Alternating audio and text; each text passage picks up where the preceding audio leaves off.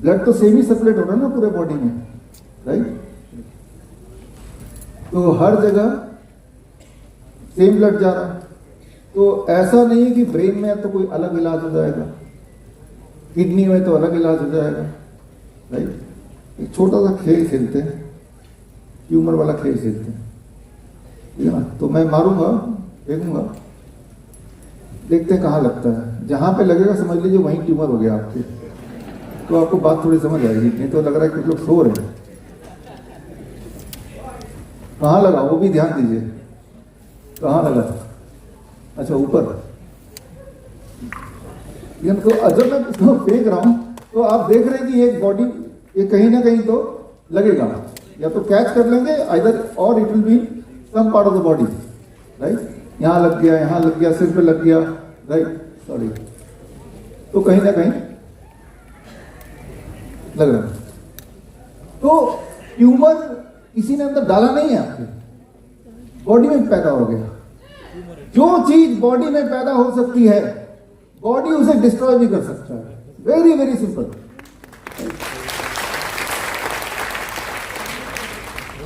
तो बॉडी ने बनाया, लेट द बॉडी डिसॉल्व। जिन चीजों से ट्यूमर को खुराक मिलती है, वो खुराक देना बंद कर दो। It has to die its own death, उसको मरना तय है। कोई भी इंसान, कोई भी जानवर, कोई भी पेड़ पौधा कितना भी बड़ा क्यों ना हो, अगर उसका खुराक उसको नहीं देंगे तो बड़ा रह नहीं सकता, जिंदा नहीं रह सकता। ठीक उसी तरह से अनंतता के लिए डायटीशियन शुभांकर ने यही किया कि ट्यूमर के खुराक को बंद कर दिया। कैसे बंद कर दिया? सबसे पहले तो अनंतता का जो डिनर है शाम को 6 बजे तक। याद रखिए, आपका ट्यूमर कब खाना खाता है? सनसेट के बाद। तो आप सनसेट में खाना ही मत खाइए, उससे पहले खा लीजिए। तो जब खाना मिलना बंद हो जाएगा तो ट्यूमर और बढ़ेगा नहीं।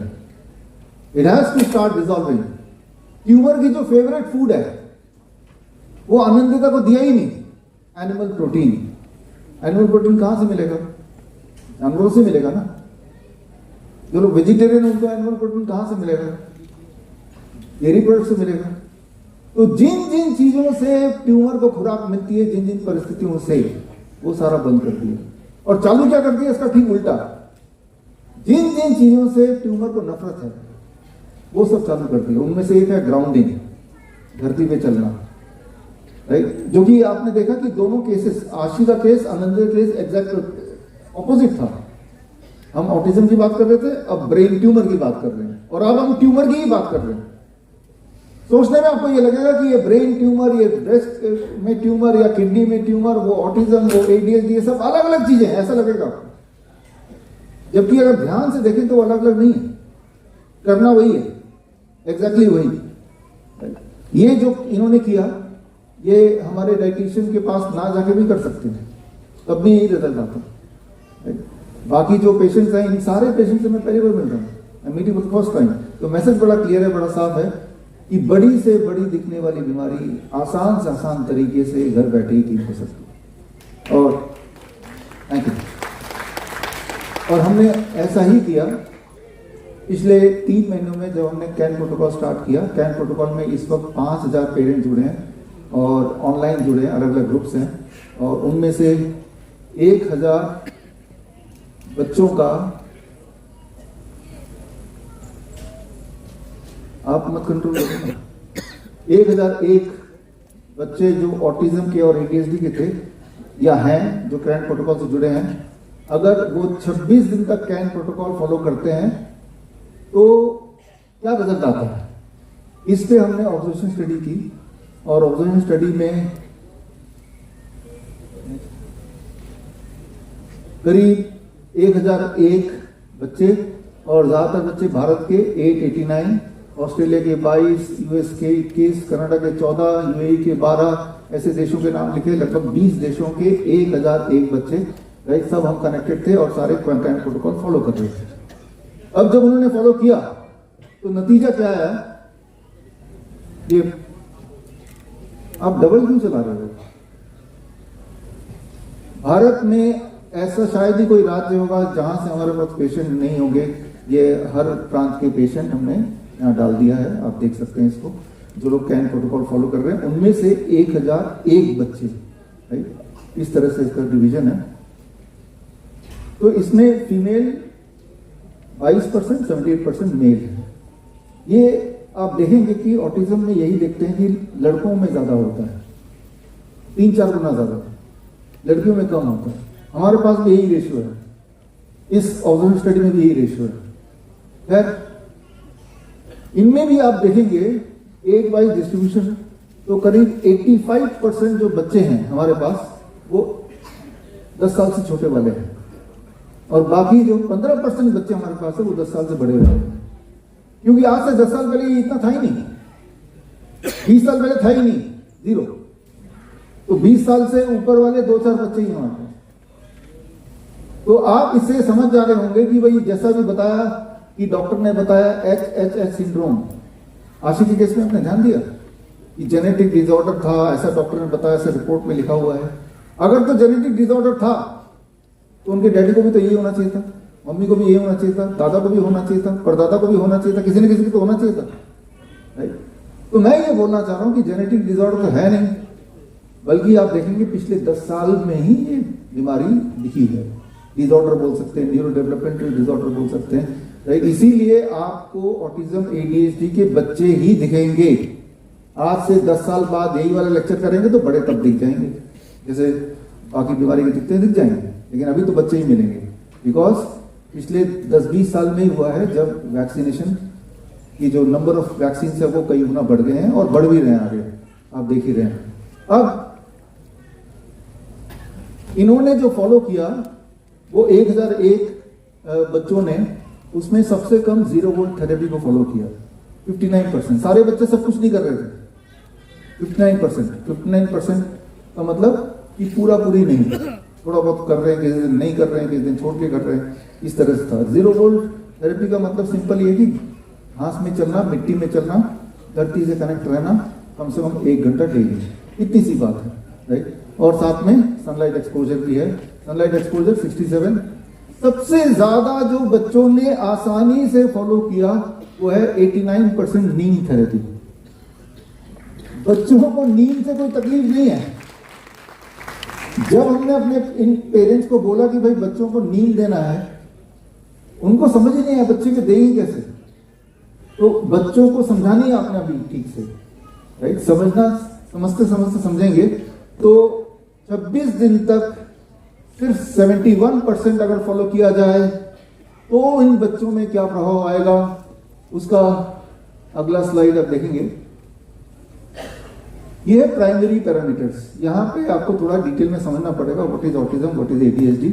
उन बच्चों की सबसे ज्यादा इंप्रूवमेंट आया वो है टो वॉकिंग गायब हो गई। टो वॉकिंग मतलब ऐसे बच्चे फिर ऐसे चलते, टो पे चलेंगे, ऐसे चलेंगे, ऐसे नहीं चलेंगे, राइट। तो वो सबसे तेजी से खत्म हुई। अगला ऑकवर्ड वॉकिंग, उनके चलने के ढंग से आपको दिख जाएगा कि ये बच्चा थोड़ा एबनॉर्मल है, अजीब है। अगला लिमिटेड आई कांटेक्ट, वो आई तो आई कांटेक्ट नहीं करते, जबकि 26 दिन तक फॉलो करने के बाद ये जो रेड वाला है 54% इंप्रूवमेंट। और ये भी याद रखना पड़ेगा कि हर बच्चे को हर सिम्टम नहीं होते। हमारे पास जो 1001 बच्चे जिनमें ऑब्जर्वेशन स्टडी किया उसमें सिर्फ 62 लिमिटेड आई कांटेक्ट में 88% बच्चों को लिमिटेड आई कांटेक्ट था, नो आई कांटेक्ट था, यानी कि 12% ऐसे ही बच्चे थे जिनके आई कांटेक्ट में कोई दिक्कत नहीं थी। तो ये समझना पड़ेगा। जबकि टो वॉकिंग की बात करें तो 41% बच्चों को ही टो वॉकिंग की दिक्कत थी, यानी कि करीब 60% ऐसे बच्चे भी थे जिनको टो वॉकिंग की कोई समस्या नहीं थी।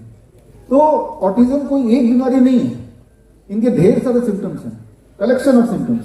उनमें किसी बच्चे को कोई 10 होंगे, किसी बच्चे को कोई 10 होंगे, किसी बच्चे को कोई 10 होंगे, right. For example hyper activity जो अधिकतर बच्चों में पाई जाएगी, जो पेरेंट्स बता भी रहे थे, उनको एक जगह स्थिर रख नहीं सकते। जिस तरह से आप बैठे हैं, मैं बैठा हूं, यहाँ खड़ा हूं, नहीं रख सकते, रख ही नहीं सकते, 10 सेकंड के लिए भी नहीं रख सकते।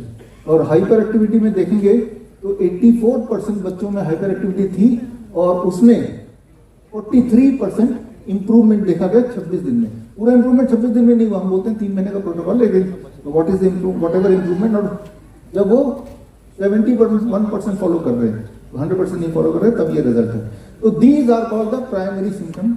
जैसे डिलेड स्पीच, स्पीच जैसी होनी चाहिए वैसे नहीं है, ऐसी प्रॉब्लम 73% बच्चों में, उन्हीं में से, जबकि उनमें से करीब 32% बच्चे ऐसे हैं जिनको इंप्रूवमेंट दिख गया ऑन एवरेज 32, मतलब किसी को थोड़ा कम दिखा होगा, किसी को पूरा दिखा होगा, तो एवरेज निकल के आया दैट इज 32%। ये समझना पड़ेगा प्राइमरी सिम्टम्स। सेकेंडरी सिम्टम जो है ये सेकेंडरी है, मतलब जो क्लियर कट ऑटिज्म को नहीं डिफाइन करेगा, लेकिन ऑटिज्म के बच्चों में ये चीजें होंगी। जैसे सेल्फ इंजरी, कि अपना सिर दीवार पे मार देना, सेल्फ इंजरी, राइट, जो जिसको देख के हम बोल नहीं सकते कि ऑटिस्टिक है, लेकिन ऑटिज्म के बच्चों में ये बिहेवियर देखेंगे। तो लगभग 46%, आधे बच्चे इस तरह के होते हैं, और उनमें इंप्रूवमेंट 61%, मतलब किसी की 100% इंप्रूवमेंट हो गई, पूरा ही ठीक हो गया ये वाला बिहेवियर, किसी बच्चे में 20% ठीक हुआ, तो एवरेज बना जो है वो एवरेज इज 61%।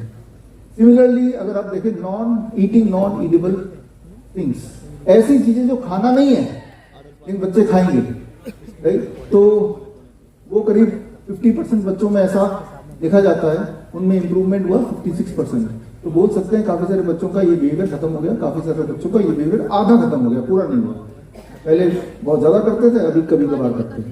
तो इस तरह से these can be called as a secondary symptoms.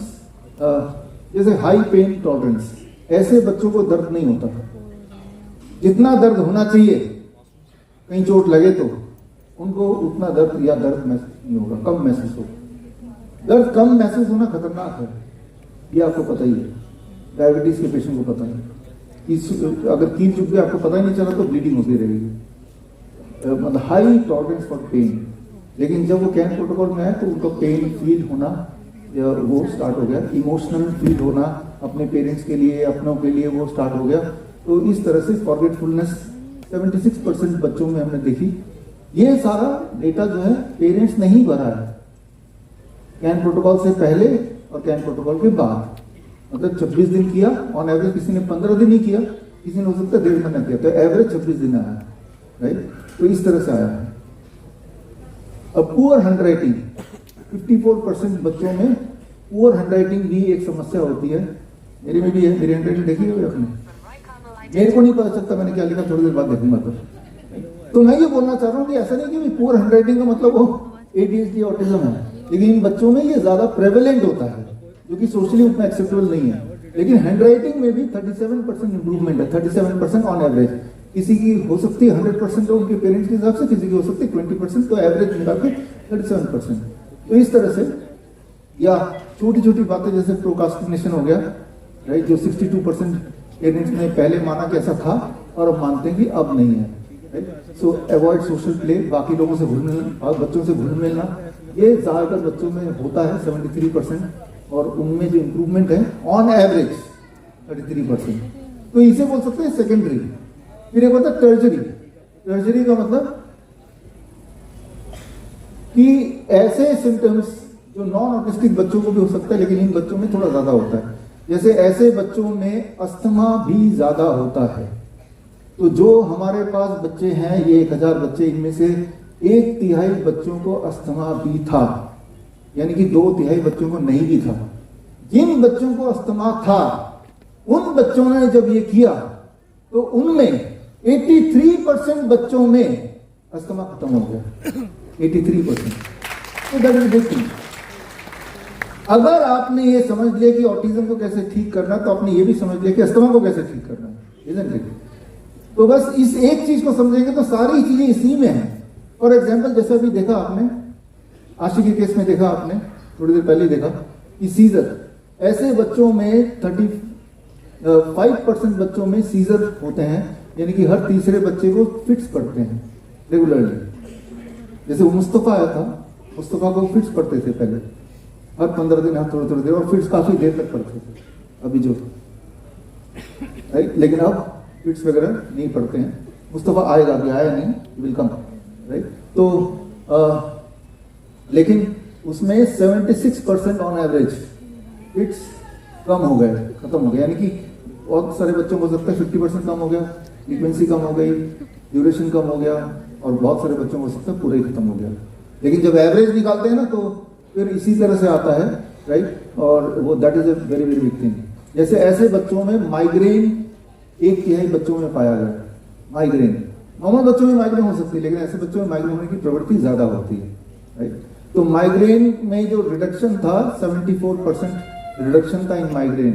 Similarly आप देखिए ब्रीदिंग एबनॉर्मलिटी है, डायरिया है, रेकरेंट फीवर है, जो मेजर प्रॉब्लम है 66% बच्चे इस तरह के। फीवर सभी को होता है, मेरे बच्चों को भी होता है, लेकिन हम फीवर साल में 1 बार 2 बार 3 बार, उनको हर 15 दिन में, हर महीने, तो फीवर की प्रवृत्ति ज्यादा होती है। लेकिन अब after the can protocol fever का जो रिडक्शन हो गया that is about 69%। Eczema skin की दिक्कत ज्यादा होती है, और स्किन की दिक्कत में जो गिरावट आई है that can be called as 66% improvement हो गया, गायब हो गया। यानी कि किसी का 100% ठीक हो गया, किसी को हो सकता है 50% ठीक हुआ, एवरेज बता रहा हूं मैं। यानी कि आपने ये समझ लिया तो आपको स्किन डिसऑर्डर भी पता चल गया। If you get a skin patient और उसको आपने कैन प्रोटोकॉल दे दिया, उसका स्किन कैसे ठीक हो जाएगा, वेरी सिंपल, राइट। तो एक तीर से कई निशाने हो गए, है ना।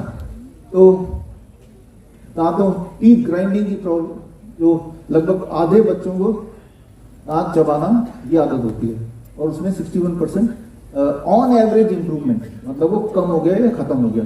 काफी में तो खत्म हो गया, काफी में थोड़ा सा कम हुआ, हो सकता है कुछ ऐसे जिनको कुछ नहीं फर्क पड़ा। तो एवरेज में that becomes right teeth grinding का 61%। तो ये आप देख रहे हैं, these can be called as tertiary parent sleep disturbance. सबसे ज्यादा प्रॉब्लम ऐसे पेरेंट्स को होता है उन बच्चों का सोने और उठने का टाइम नहीं है, जो कि एक न्यूबॉर्न का होता है, क्योंकि उनका सर्केडियन रिदम ही पूरा बिगड़ा हुआ है। सबसे ज्यादा आप देख रहे हैं, सबसे ऊपर लंबी लाइन है 87%, मतलब 87% पेरेंट ने बोला हमारे बच्चे का सबसे बड़ा सबसे जो इशू है दैट इज स्लीप डिस्टर्बेंस का। अगर उनका सोने और उठने का टाइम ही ना हो तो याद कीजिए, जब आपको बच्चा 1 साल 2 साल का था या डेढ़ कुछ महीने का था, सोने की कोई टाइम नहीं थी, तो हमारी क्या हालत हुई थी। बारी बारी से शिफ्ट में, रात को मैं जग जाता हूँ, दिन में तुम जग जाना, पता नहीं कब सोए और कब उठे, यही चलता था ना। लेकिन आपको पता था कि कुछ महीने की बात है, उसके बाद ऐसी दिक्कत नहीं होगी। लेकिन इन पेरेंट्स को ये बताया गया ये हमेशा ऐसी ही रहेगी। लेकिन अब जब उन्होंने ये फॉलो किया, उसमें से 63% एवरेज इंप्रूवमेंट, यानी कि एक बच्चे में 63% का इंप्रूवमेंट, यानी कि वो स्लीप पैटर्न पहले से बेटर हो गया। कुछ का तो 100% बेटर हो गया, कुछ का हो सकता है 50% बेटर हो, लेकिन एवरेज इंप्रूवमेंट इज 63%। तो आप यहाँ पे देखेंगे, डेंटल प्रॉब्लम की बात करें तो ऐसे बच्चों में dental problem is about 56%, 60%, 70%, right. और डेंटल इंप्रूव प्रॉब्लम एक नॉर्मल बच्चे में भी आजकल बहुत ज्यादा है, एवरी सेकंड चाइल्ड। और जब उन्होंने कैन प्रोटोकॉल फॉलो किया तो एवरेज इंप्रूवमेंट इज 57%। तो यानी कि अगर आपके पास कोई डेंटल प्रॉब्लम वाला पेशेंट आ गया तो भी आपको यही बोलना है, कैन प्रोटोकॉल जो आप सीखने जा रहे हैं, धीरे धीरे करके आप समझने जा रहे हैं, राइट। तो यही बोलना है, तो उसका डेंटल प्रॉब्लम तो वो खत्म हो जाएगा, किसी का स्लीप डिस्टर्ब वो खत्म हो जाएगा, किसी को कॉन्स्टिपेशन है वो खत्म हो जाए, किसी को फिट्स पड़ते हैं, किसी को अस्थमा है, किसी को रेकरेंट फीवर है, किसी को डायरिया माइग्रेन रहता है। तो इन सब में द प्रोटोकॉल रिमेंस सेम। तो अगर इसको कंक्लूड करें, नेक्स्ट प्लीज। तो कंक्लूजन ये है कि अगर 26 दिन तक कैन प्रोटोकॉल फॉलो किया जाए, 70% ही सही, 71% ही सही, 100% फॉलो नहीं भी कर रहे हैं, तो एवरेज इंप्रूवमेंट जो हमने निकाल के देखा that is 52% improvement in 26 days. That's why हम बोलते हैं ये 3 महीना करो, तो उम्मीद कर सकते हैं 100% हो जाएगा।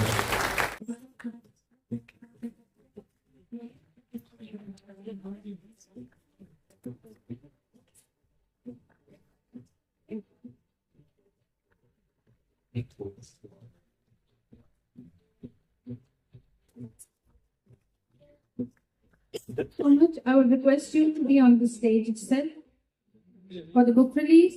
Now, we'll release the book, much awaited, Cure Autism Now.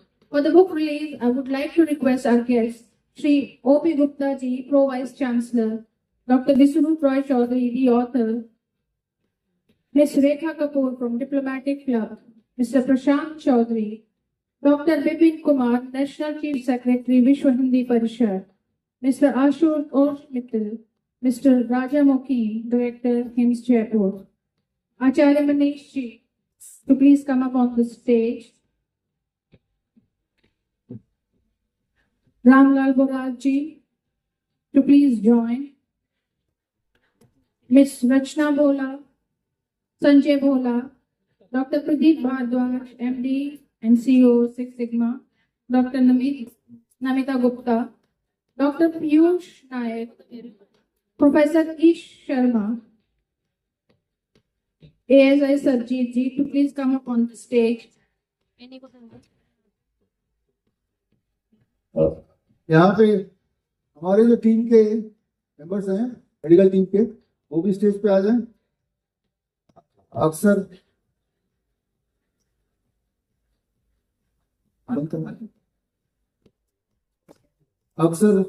लोग मुझे पूछते हैं कि भाई इतना सारा काम कैसे करते हैं आप। तो आपको ये पता है जिस तरह से फिल्म का हीरो होता है, अरे खोलना नहीं है, अरे रुको, मेरी अभी सब लोग आए हैं हमारे टीम के लोग, बोल लिया तो वही एक मिनट, अभी तालियां मत बजाइएगा, एक मिनट। तो जिस तरह से फिल्म का हीरो होता है, ऐसा लगता है कि यही गाना गा रहा है, इसी ने गाना बनाया होगा, यही डांस कर रहा है, यही सब कुछ कर रहा है, लेकिन उसके पीछे एक टीम होती है, उसके पीछे कोई डायरेक्टर होता है, राइट, जिसकी एक विजन होती है। तो आज मैं अपने डायरेक्टर से मिलाने वाला हूँ। नीरजा मेरी वाइफ यहाँ पे खड़ी है। तो इसके अलावा हमारी जो टीम है, मेडिकल टीम, एक बार हाथ रेस कर दे, और इधर भी है, इधर भी है। और खास हमारे ऑफिस में पिछले 10 दिन में कैंप प्रोटोकॉल स्टार्ट किया है। इस तरह की बातचीत होती है जब ये बुक बन रहा था, इसके पास जर्नी। तो हम बोलते हैं ये हमारे बच्चे हैं, that is how the vocabulary started. और इसमें डॉक्टर नमिता यहाँ पे खड़ी है, तो ये हमारे बच्चे, अक्सर हम देखते थे कि वो रोती है, तो अब हमें पता चल गया जब भी एक बच्चा ठीक होता तो ये इनकी आंसू निकल जाते हैं तब। और जब बच्चा ठीक नहीं होता है, या पेरेंट्स, शायद ही कोई पेरेंट होगा जिनको डॉक्टर नमिता की डांट अब तक नहीं पड़ी हो। और हम सब मिलके डॉक्टर नमिता को अक्सर बोलते हैं कि पेरेंट्स को मत डांटो, तो डॉक्टर ने बोलते हैं हमारे बच्चों का नुकसान कर रही है। मैंने बोला वो हमारे बच्चे नहीं, उन पेरेंट्स के बच्चे, हमें सिर्फ बताना है। तो कह रहे हैं हम, ये सारे बच्चे ठीक हो सकते हैं और ये पेरेंट्स नुकसान कर रहे हैं, एंटीबायोटिक देके नुकसान कर रहे हैं। तो मैंने उनको बोला कि भाई ऐसे ही भाषा अगर यूज करोगे, पेरेंट्स को डांटोगे, और तो पेरेंट्स बुरा मान जाए। कुछ लोगों की कंप्लेंट भी आई हमारे पास कि हमें तो ऐसे हमसे बिहेव नहीं करते। हाँ, तो मैंने बोला कि भाई याद रखो, ये आपके बच्चे नहीं है, हमारे बच्चे नहीं, उन पेरेंट्स के बच्चे हैं, और आप इन्हें ठीक कर सकते हो, हमें पता है, हम लोग ठीक कर सकते हैं, लेकिन ठीक होना नहीं होना ये अल्टीमेटली पेरेंट्स का है। और जब हमने ये बोला, बार बार ये समझाती भी रही, सारे बच्चे ठीक हो सकते हैं और पेरेंट्स नुकसान पहुंचा रहे हैं, लेकिन जब हमने स्ट्रांगली बोला कि पेरेंट्स को थोड़ा शांति से, आफ्टर ऑल देयर पेरेंट्स, तब डॉक्टर नमिता के अंदर का सुनील शेट्टी जाग गया। ये बच्चे ठीक ना हो, ऐसा हो नहीं सकता, इन बच्चों का कोई नुकसान पहुंचाए, मैं ऐसा होने नहीं दूंगी। तो वैसे ये सुनील शेट्टी का कौन सा डायलॉग था असली वाला, कोई है जो बता सकता है? यहाँ पे कौन बता सकता है? मैं क्यों दे रहा हूं, आप बोलेंगे क्यों दे रहा हूं? देव मुझे भूल जाओ देव,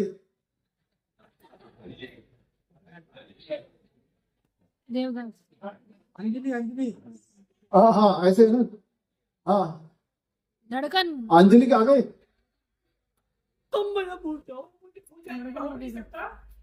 उल्टा बोल दिया।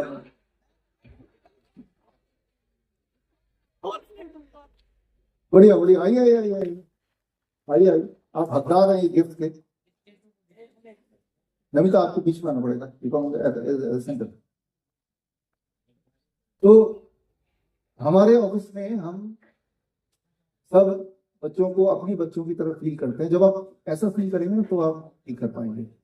आप में से अधिकतर लोग हमारे डॉक्टर भी ऐसे क्लिनिक चला रहे हैं, तो जब भी कोई पेशेंट आए, हमारा मैसेज हमेशा से रहा कि आप जब उसको अपना समझेंगे तो आप ठीक कर पाएंगे। कहाँ गए वो सुनील शेट्टी प्लीज का, ये आपके लिए।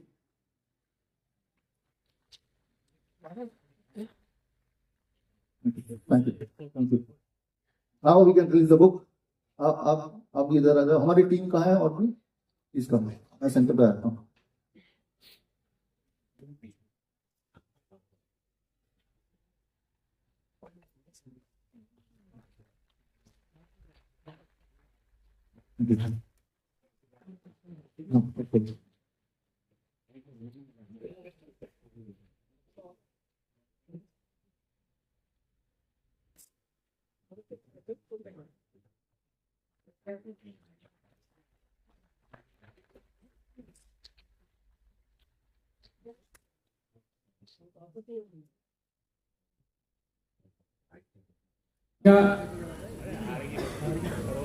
तो राय चौधरी जी बता रहे थे, उन सब दवाइयों में कहीं ना कहीं धरती माता से उपलब्ध होने वाली चीजें थी। ये भारत माता की जय भी उतनी ताकत से बोल रही है। भारत माता के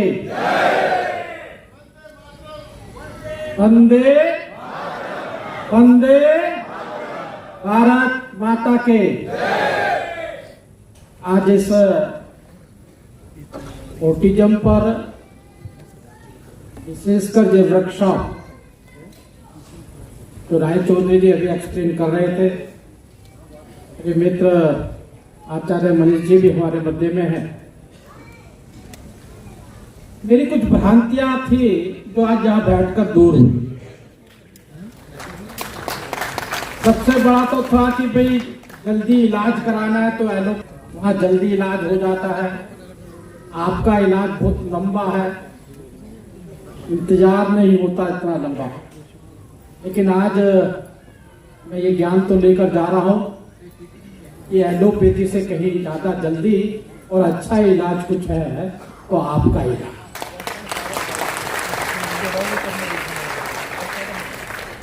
आपका इलाज वहां शुरू होता है जब डॉक्टर कह देता है कि मैं अब कुछ नहीं कर सकता।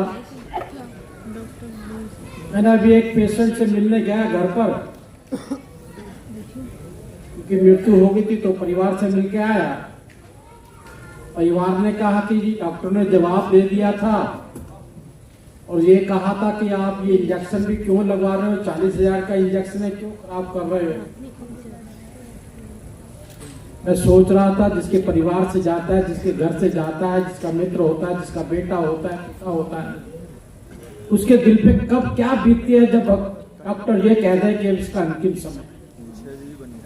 लेकिन मुझे लगता है कि आपका इलाज उसके बाद शुरू होता है जब कोई कह देता है कि अंतिम समय। इस प्रकार से आप जो डॉक्टर नहीं करता, डॉक्टर समझाता नहीं है, बताता नहीं है कि ये बीमारी कैसे आई है और इसका कैसे इलाज हो सकता है और आप जिंदा रह सकते हैं। लेकिन आपके द्वारा जिस प्रकार से राय चौधरी जी एक्सप्लेन कर रहे थे, मुझे लगता है एक विश्वास पेशेंट के अंदर पैदा करना, उसमें अपनत्व जोड़ना और उसको ये विश्वास कराना कि बीमारी कोई ज्यादा बड़ी नहीं है, इसका इलाज हो सकता है। मैं मान के चलता हूं भगवान जीवन देता है, लेकिन जीवन का अंतिम क्षण जो होता है हमारी ये इलाज पद्धति है, कहीं ना कहीं उसको पूरा करें। पृथ्वी से पैदा हुए, मट्टी से पैदा हो, मट्टी में जाना है, तो इलाज भी मट्टी से पैदा हुई चीजों के द्वारा ही हो सकता है, जो आपने विश्वास पैदा किया है। मैं आपका बहुत बहुत धन्यवाद करता हूं और मैं मान के चलता हूं कि जो कुछ नहीं कर सकते इसके बीच में कोई मदद नहीं कर सकते, कम से कम इस पद्धति का प्रचार प्रसार दोस्तों में, मित्रों में, शाम को चाय पे बैठते हुए कहीं भी आप करेंगे तो उन लोगों को बहुत लाभ होगा जो अपने जिनकी जीने की इच्छा शक्ति मर चुकी है। तो हम इसी प्रकार से प्रचारक के रूप में और ऐसी भावनाओं को कि हमें जीवन में किसी के लिए कुछ करना चाहिए, जब कुछ नहीं कर सकते तो इसके बारे में चर्चा जरूर करनी चाहिए। तो राय चौधरी जी, भाई आचार्य मनीष जी कर रहे हैं। मैं इनके मनीष जी के मेरठ वाले हॉस्पिटल में 3-4 दिन रह के आया, देख के आया, पेशेंटों से भी मिला। आप किसी पेशेंट से मिलो, आप क्या उसका दिल और दिमाग होता है, पैसे की इच्छा मर जाती है, पैसा लुटाने के लिए तैयार रहता है, जीवन चाहता है, और वहां पर आप हजारों लोगों को बिना पैसा खर्च के आप जीवन दे रहे हैं। मुझे लग रहा है कार्य देव तुल्य कार्य है, भगवान तुल्य कार्य है। मैं आज के दिन आपको शुभकामनाएं भी देता हूं। आप इसी प्रकार से ये कार्य को आगे गति देते रहें, और जो मेरी लाइफ सेवा होगी मुझे बताएंगे तो मैं भी उसको करने के लिए तैयार होगा। बहुत बहुत धन्यवाद। जय हिंद, जय भारत। सब सेट करना रहता है और डीआईपी डाइट लेना है और मोबाइल से थोड़ा दूर रहना है, डेयरी प्रोडक्ट से दूर रहना है, अन्न से दूर रहना है, थोड़ा वेजिटेबल काफी ज्यादा मात्रा में खाना है। जब बच्चों ने ऐसा किया तो नतीजा आज हमने आपके सामने दिखा है। मैं ये नहीं बोलूंगा कि बच्चे 100% ठीक हो गए, लेकिन मैं ये जरूर बोलूंगा बच्चों की आदत पहले से ही बहुत बेहतर होगी। 70-80% ठीक हो गए।